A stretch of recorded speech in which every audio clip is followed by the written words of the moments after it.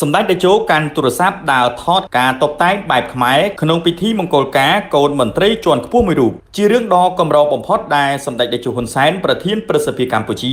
បានកាន់ទូរស័ព្ទដើរថតដោយផ្ទាល់ចំពោះការតុបតែងផ្កាភ្ញីជាលក្ខណៈបែបខ្មែរនៅក្នុងពិធីមង្គលការមួយដែលកំពុងផ្ទុះការចាប់អារម្មណ៍ខ្លាំងនៅលើបណ្ដាញសង្គម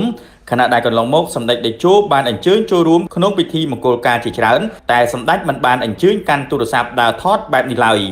ថ្មីនេះមហាជនអ្នកលេងបណ្ដាញសង្គមបាននាំគ្នាចែករំលែកយ៉ាងប្រងព្រាតនៅទស្សនវិជ្ជានៃពិធីមង្គលការមួយដែលបានរៀបចំបែបខ្មែរសុទ្ធសាធតែម្ដងដែលក្នុងពិធីមង្គលការនេះសូម្បីតែការរៀបចំផ្លែឈើចំនួនក៏រៀបចំផ្លែឈើខ្មែរដែលមិនមែនជាផ្លែឈើនាំចូលនោះដែរបើតាមមើលរូបភាពនិងវីដេអូដែលត្រូវបានគេបង្ហោះចែកចាយនៅលើបណ្ដាញសង្គមគឺនៅក្នុងពិធីមង្គលការមួយនេះបានរៀបចំបែបខ្មែរតាំងពីផ្លែឈើចំនួនការតុបតែងតុក្រែកៅអីផ្កាដើមឈើសិតដូចក្នុងសង្គមខ្មែរសម័យបុរាណហើយអ្វីកាន់តែប្លែកទៀតនោះគឺកម្រងផ្ការបស់កូនកំលោះកូនក្រមុំគឺខុសប្លែកពីកម្រងផ្កានាពេលបច្ចុប្បន្នព្រោះកម្រងផ្កានេះមិនមែនធ្វើមកពីផ្កានោះទេគឺយកផ្លែម្រេចខ្ចីមកក្រងធ្វើជាកម្រងពាក់ក្នុងថ្ងៃអាពាហ៍ពិពាហ៍សូមបញ្ជាក់ផងដែរថាពិធីមង្គលការដែលកំពុងផ្ទុះការចាប់អារម្មណ៍នេះគឺជាពិធីមង្គលការរបស់កូនប្រុសលោកអបនាយករដ្ឋមន្ត្រីសុកចិន្តាសោភារៀបអាពាហ៍ពិពាហ៍ជាមួយនឹងកូនស្រីលោកអុកញ៉ាសៅសេងហៈ